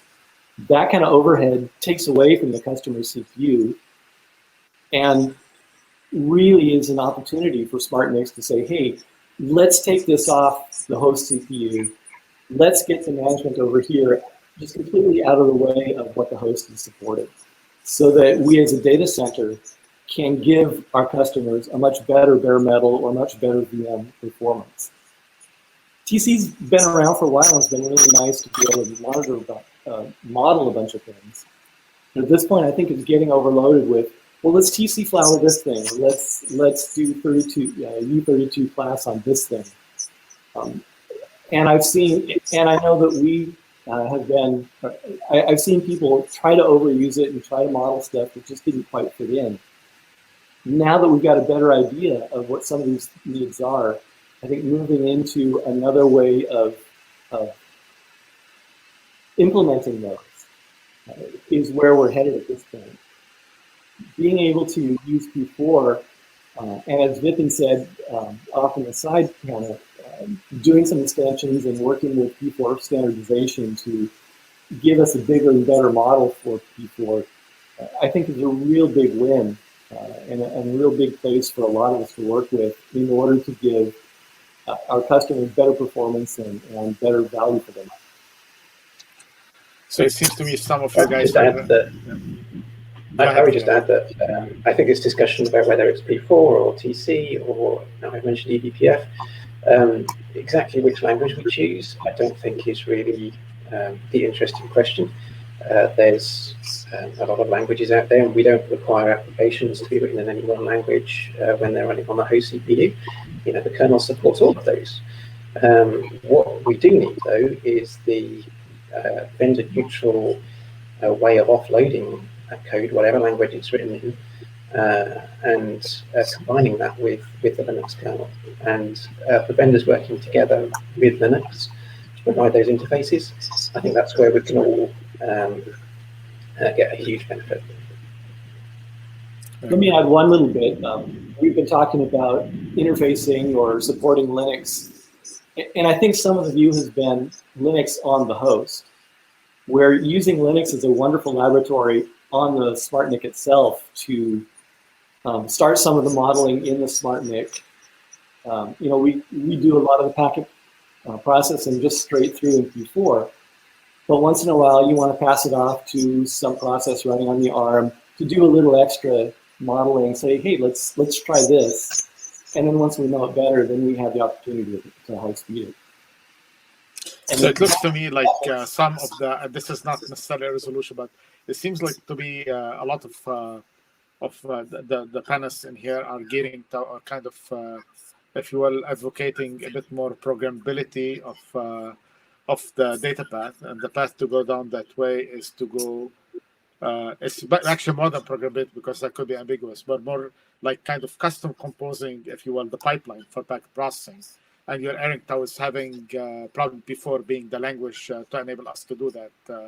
And then that will probably drive the control part of it. Whereas the other side is trying to say that we are starting with Linux. TC has been worked on. We know what it is. We've been baking in offload capabilities into TC. Why don't we leverage that and work on something where we could add that kind of maybe more of the parser capability, maybe some customized composition. So it's like two different ways to get to an end result, if you want to put it that way, depending where you start. I think that's probably more discussion to be had on this. I know probably among our audience in here, there are also some thoughts on that.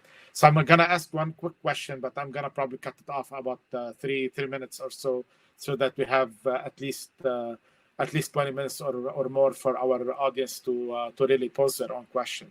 But one thing that hasn't really been kind of touched on during the course of the presentation is that, all right, so now we have offload capabilities, we have capabilities to compose, if you will, the data path that we wish to, whether we're using P4 or we're using something else to be able to do that. But I think that the part that has not been touched on, how do we take what we're doing today with the SmartNIC and all the capabilities that's being provided, and try to bridge it on integrated with the current existing or evolving environments, whether on compute or networking. So in compute, we have, let's say, OpenStack, Kubernetes that have been heavily used. And we have in networking, we have solutions like what's classified as SDN-based solutions, such as presented with Calico, Cilium, and OVS. I think OVS we touched on in here. Any views on that, how to approach that particular problem? Because I think there is today an assumption in some of these environments that you talk to hosts, basically to agents on the host, that listen to the workloads coming up, and then from there on, if you will, the creation of the forwarding or the programmability of the forwarding path follows to be able to program whatever policies or forwarding entries that pertain to the resource that's coming up, whether it's a VM or container. Any thoughts on that, about how you're looking to approach that problem, and are you working on that type of problem or not? So, Nabil. Yeah, go ahead, Anjali. Okay, yeah. No, Ron, you want to go? Go ahead. Okay, thank you. So yes, I think we're trying to address it at least in NVIDIA, and we want to bring a solution for customers, especially for medium range customers. So we're building a solution, for example, with Kubernetes. So the idea and we take OVN, which is an SDN controller that's we're using a CNI, actually a CNI of OVN Kubernetes, but the DPU itself don't have any connection to the host, right? He is getting all the configuration and everything he's getting directly from the Kubernetes master, which is running the OVN controller. He's getting all the SDN configuration and all the needs directly from the network, from the SDN controller. So that's the way we are trying to separate and to build, we talk about TC, on top of TC we have the OVS, on top of it we have the OVN that's connected to the Kubernetes. So we're trying to bring a solution for a cluster, a cloud cluster, that's have all those building blocks. Okay. So there is a missing link, but go ahead, Anjali, if you have some thought on this. Yeah, so similar stuff as Rony said, right? So there is a need for having some kind of a communication channel that we all are kind of baking it into our devices and keeping it secure so that there's coordination between the control plane for the the offloads that you've done in the NIC, like a load balancer or something like that, with what is being launched onto the host based on the host CPU and memory kind of utilization. And if you're load balancing over multiple containers, then you want that coordination between your control plane running in the embedded codes and the one that is launching your various interfaces on the host. So that's being done. I would think that is a common problem across all the people who are trying to do SmartNICs or DPUs. There is one more thing that I want to add to this is we did talk about the split between the data plane and control plane. In some cases, there is this control plane running on SmartNIC versus running on host. There is a definite isolation that is desired, where I should be able to program the plane without having to kind of mess with whatever is going on the host side. And it is something that is becoming very obvious that there are updates to the control plane, a lot more, happening, lot frequently happening, and without affecting the data plane itself. So those are the things that we need to be, watchful about. Yeah, this is one of the things that we were looking at in trying to build a whole system for using our cards, and yet keeping it open with a set of fairly open, RESTful APIs and whatnot, that we have been able to both present our own user interface and control system, as well as fairly easily integrate into other central control systems in order to be able to drop into an existing system fairly easily. We think that's really important in being able to get the systems put together and available. We can't assume that someone's out there building a fresh system. We want to be able to integrate with an existing orchestration system. And those are some of the APIs we've tried to make available, and keeping the control plane available and safely accessible. I'd just like to add, I think that this is pretty critical because these systems are really complicated, and people don't want to go down to first principles and configure things. They want something much higher level than what one might sort of initially assume one wants from when evaluating or deploying a NIC. So integration at a higher level is absolutely essential. Agreed. I think there's probably more discussions to be had on this, but respect to the audience in here, I think we're gonna give folks the time to pose questions as well. So Srijit, please go ahead and let's start bringing folks to the mic. If there is some time, probably we'll come back and have a couple of still things that this discussion triggered that we could talk about. But let's move to the. Yeah, I think we could take the whole day otherwise. Yeah, exactly. Let's go. Yeah, go ahead.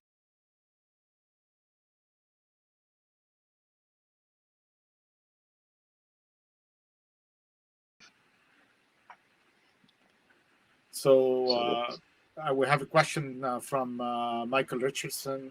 He says, this probably you could read the question, but I'll try to go over it. Since we run so much software on these NICs, tell me about how we can do remote attestation that the firmware is good, while still also giving me the right to run what I want. So it's really about attestation about the firmware and still be able to run what one wants. So Nabil, one quick point though. So for people who have questions, if your question is up on stage and you want to follow up in person or just want to proactively do that, just raise your hand and I'll bring you on stage, okay? Very good. Thanks, Shishi. Yeah, I can take that, Nabil. Okay, go ahead. Since we talked about having two separate, control points, it is utmost important that the SmartNIC can attest itself to an external entity, and I can certainly speak for Pensando, and definitely true for many others too, where there is a root of trust built into the card certificate that is in a secure area that can attest itself with respect to its identity. And that could be used to not just bootstrap the software that is running on the card, but also provide the certified identity to a control point, which may be sitting outside somewhere. And that control point need not be at the host at all. So that's what we use. It seems to work well, but it is something which is very fundamental. So I think the question is very apt. If you are creating that plane of a separate control, then we also need a way to assert the identity of that unit. Very good. Anjali, you raised your hand as well. Do you want to add anything? Yeah, a very similar answer as Vipin said. Yeah, root of trust is built in the hardware, and the firmware is attested along with the hardware to give the confidence that we always are able to kind of get to the device in a secure way, even when the software is compromised.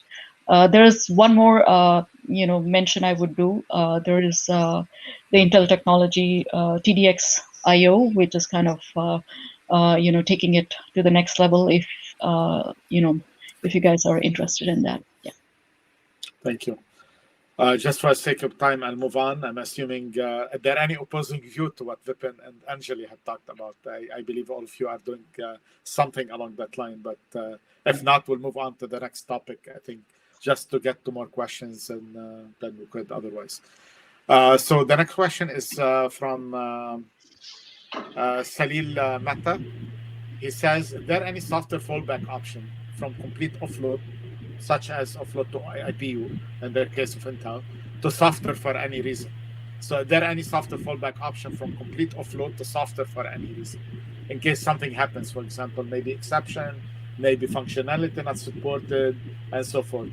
So since IPU is mentioned, probably I give it the chance to answer to you, Anjali, and if somebody else wants to add any thought on this, please raise your hand. I'll move to you next after Anjali. So, Kieran next. Okay. Yeah, so this is a very valid question, and definitely there is a software fallback happening.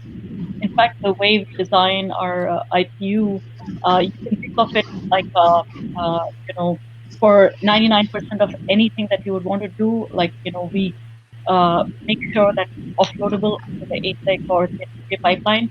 But if there was a reason to stitch the embedded cores, which is what the software fallback would be in this case, you can stitch that as part of your data plane for something that for whatever reason your device your hardware path is not able to deal with it. I would give you one example. Defragmentation is pretty expensive in hardware, and you can benefit from some amount of software assistance in that case, right? So there is definitely stitching of software path, and when I mean stitching, it is almost like I'm treating your embedded software as one of the agents that you call from anywhere in the pipeline, from the hardware pipeline, to do something specific that you were not able to do on the hardware. But again, there is a cost to it, right? And so you want to make sure that you design your hardware in a way that it can all of it be offloadable, right? Very good. Thanks, Anjali, for that. So basically, there has to be a fallback. I think that's what you're saying, and that's what you provide in your case. You're next, Kieran. I think you raised your hand as well. So. Yeah, so my line was breaking up then. I apologize if I repeat anything Anjali said and if I agree too closely. But essentially, I wouldn't phrase it necessarily as a fallback. That really you need the software and the hardware to be working together to solve different parts of the problem in the optimal way. Sometimes that software is good. Sometimes having a hardware implementation will give you a benefit. In the ideal world, you'll be able to move seamlessly from one to the other, in the same way that we might be able to move seamlessly from the Linux kernel and then offloading something into the hardware, or from the application through EPF into the Linux kernel. And being able to transit between those as loads change and demands change and your environment changes, I think it is a key part of this solution. Very good. Thanks, Kieran. Well, we could take one more. If somebody wants to add anything, you want to raise your hand, feel free to do that. All right. Are there additional questions, Shahid, or that's pretty much it from the audience? There's more. Hang on. All right. So, okay, well, there's one from me. Right. Go ahead. So, and there's a lot more, actually. So if I need to be skip me. But so this was actually more to your question, because you kept using the word tables. I mean, there's tables and then there's tables, right? So I think we've generally concluded that there needs to be some other level, because I have a very contrarian view to pretty much every speaker here about we need to express T4 and TC to the hardware, because that's actually going to work around whatever data plane you were used to be using, right? So that's not sufficient. What you need is a mechanism that says, if I'm going to do something in the kernel data plane, I have a corresponding implementation in hardware or vice versa. This is required to also be able to do the transparent migration, because while the statement is true that you can scale infinitely, if your scale in your hardware was equal to the scale in your host, you wouldn't have the host. So by definition, they cannot ever be matched on scale or on simplicity or programmability or whatnot. Otherwise, you just have two of the same thing. So by definition, therefore, each of them have different implementation limitations and constraints, and you have to be able to move silently for simplicity, right? So the answer, therefore, is the question, therefore, is what is the planned mechanism to be able to say, I have this foobar functionality I can express in my hardware. How do I match it to my standard software running on my desk implementation? Do you want me to take it? Yeah, please go ahead. Yeah, no, definitely that is required. I mean, and one of the things which is true even for the approaches that we have right now, or TCU32. I mean, the question here is whatever you're offloading into the hardware, you have to have that equivalent in the software, just in case, as you know, Srijit pointed out, the hardware is not infinitely scalable for all the flows that would be there or whatnot. So when I mentioned these P4 tables or whatever, they have to be able to, you have to be able to compile, run it either on a hardware target or on a software target, or actually a mix, right? So this is the kind of thing that we really need to work on, and we would need community's help in kind of getting through this kind of transition, for sure. So it seems like, I mean, Anjali, you're kind of advocating having the same data plane and the same control plane, although with different, obviously, processing accelerator, if you want to put it in the fast path, if you want to put it that way, but to be both in the software and the hardware, right? That's what. Exactly. So I think it would be fair to say that model would be extension of the current state of affairs with regards to PC and BPF. Okay. Vipin, are you trying to say something? Yeah, go ahead. All right. So my take is that, P4 happens to be a language which can exercise the memory on the card and other things and all that, like usual programs can. The main difference between P4 or equivalent, any IO processing language, you can take that for that matter. The main difference between that versus your general purpose language is that you have data which is coming in, so your cache proximity can be better with that, and you can do a lot more instructions to act on that data compared to a general purpose CPU, which might have cache misses and all that because it is built to do general purpose processing. So I do understand, Srijit, what you're saying, that can it really be same, and there has to be some limits.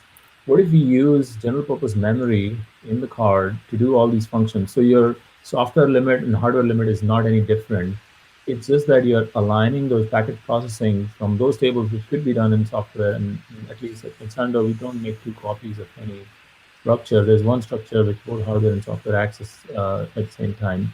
So the limits are not different for what software could do versus hardware could do.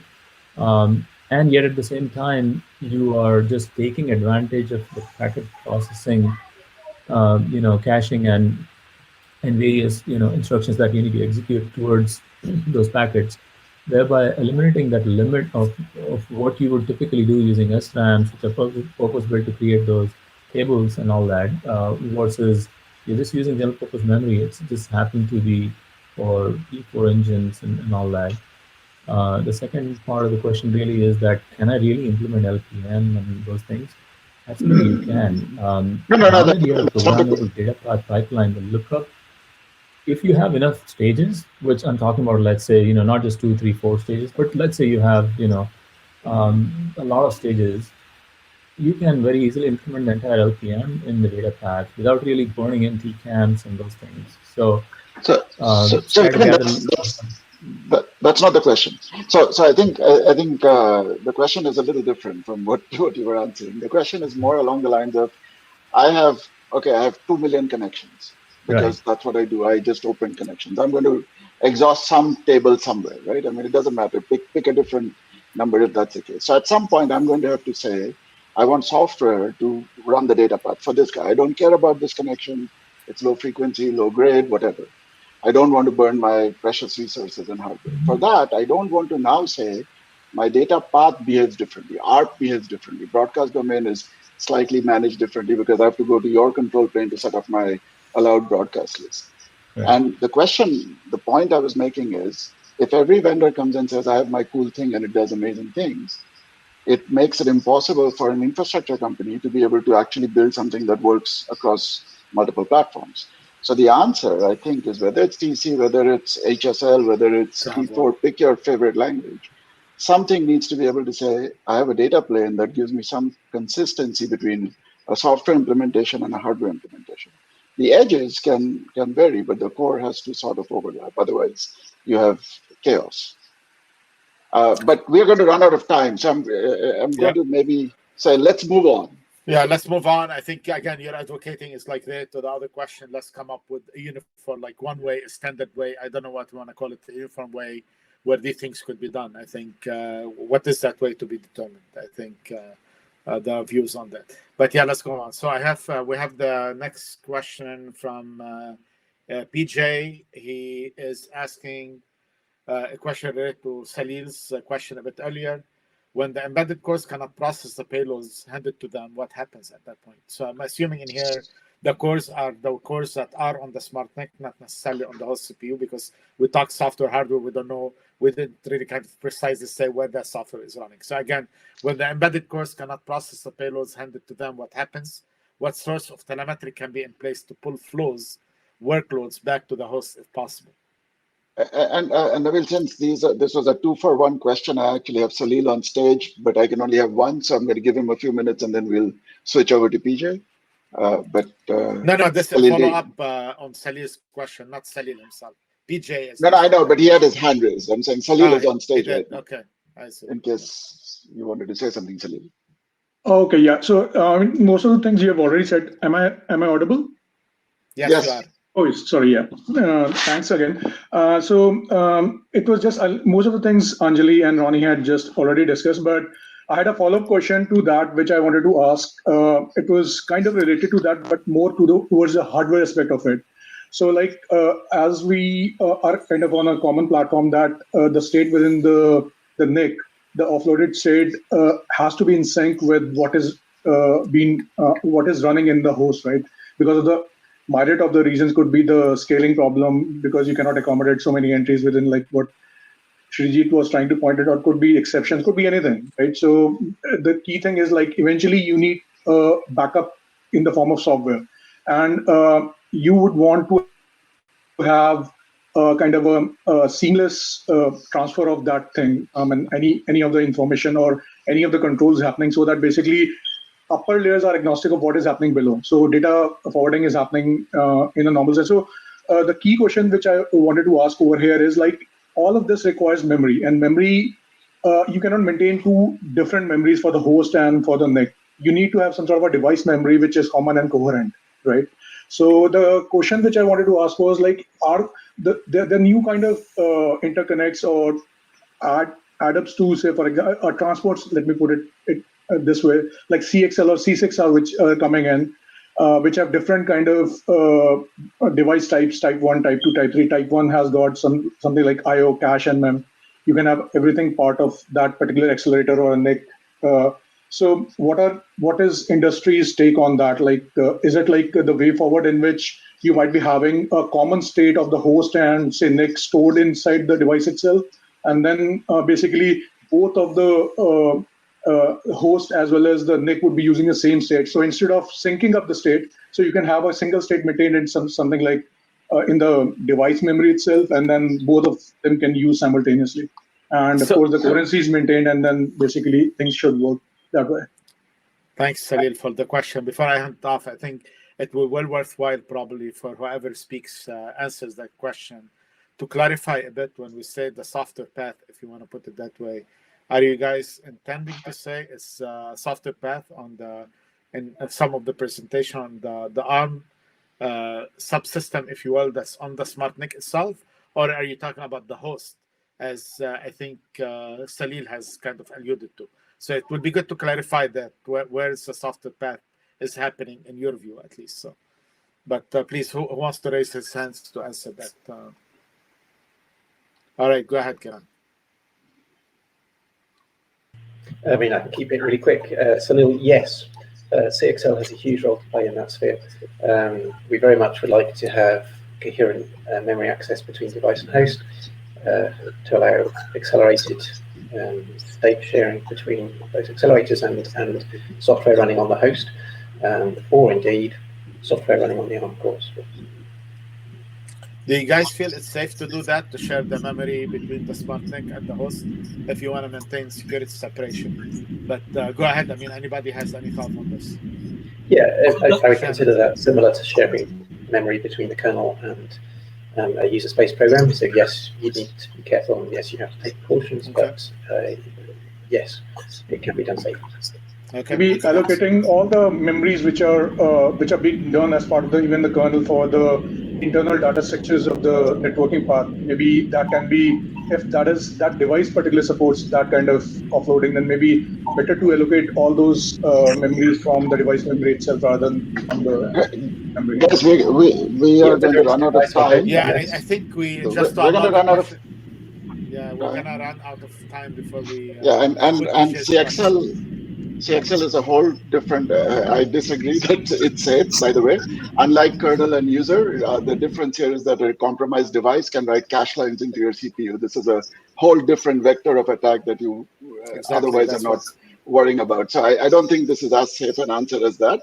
But let's keep I think there are a couple of questions about what is the roadmap intercept for CXL. Maybe that would be worth addressing. Salil, I'm going to take you off, and I'm going to get other people with hands raised. Sure, thanks a lot.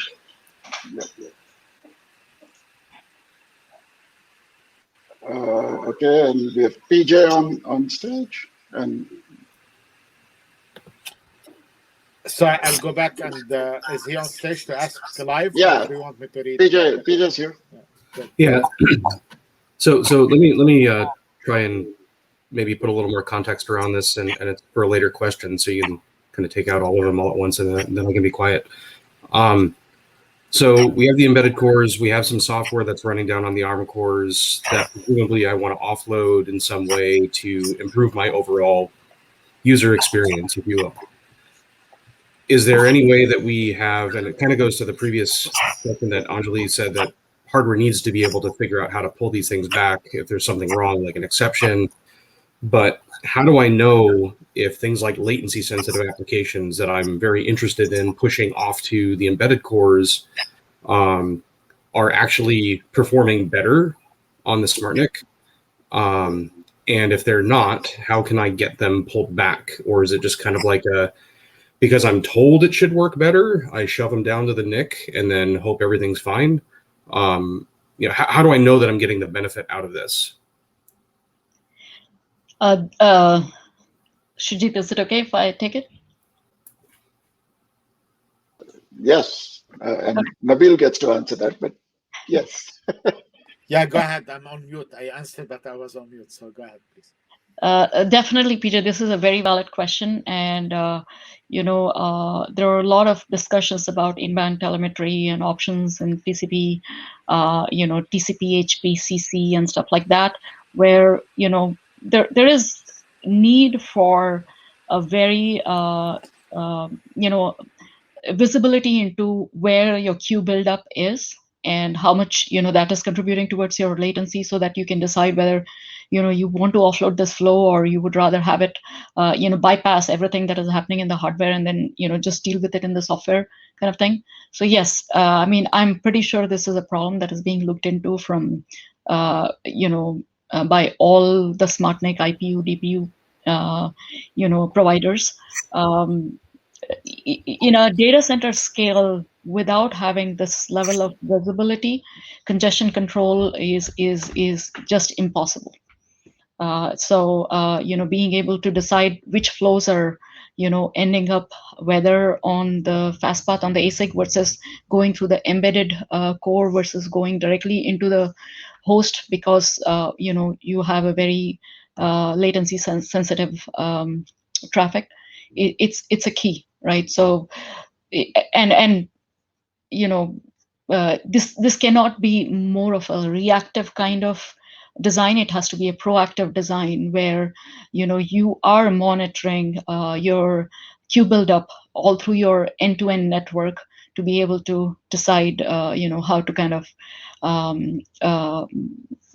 adjust your flow rates on different kind of applications.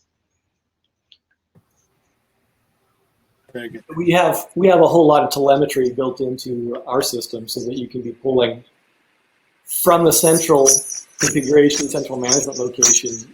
You can watch a whole lot of those things, and you always have the ability to configure more if you want, or program more, because we can program stuff. One thing that I want to just toss in though is that there's an assumption here that the host needs to be involved in this. And this is one of the things that we're trying to move away from.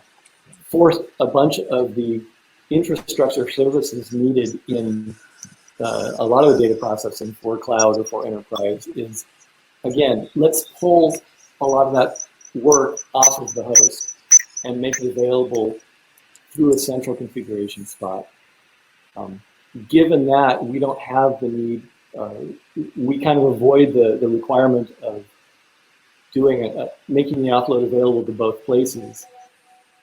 Obviously, we have to have performant hardware so that we don't run out of stuff. And looking at PJ's question, what happens if the embedded cores can't keep up? Well, in our case, it's not the embedded ARM cores that are processing, it is the highly tuned P4. And yeah, okay, if it can't keep up, if we can't tune that closely enough, then I suppose we'll start dropping packets, as any other NIC would when it gets overrun.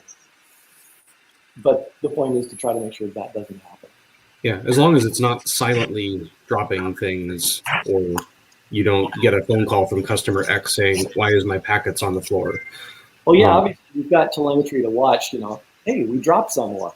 And you can start setting alarms on that out of your management system to say, oh, this guy over here, whatever it is they're doing, they seem to be getting a whole lot of holes in their communication. Let's go look at that. Yeah, thanks, guys. I think, I believe we reached the end of the session. Yeah, we're out of time.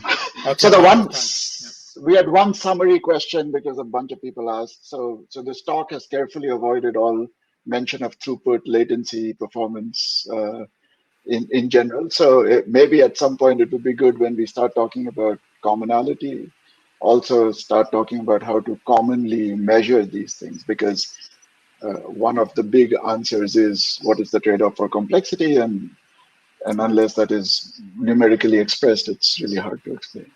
All right. So with that, I think as we conclude the session today, I thank everyone from the presenter/panelist side for your presentations and insights. And I thank everybody from all the participants actually for their questions as well. So let's give everybody in here an applause, and we'll adjourn this meeting. Thank you, everyone. Take care. Thank you for your chair, Nabil. Bye-bye. Thank you. Yeah, thank you, everyone. Thank you. Thanks, Nabil.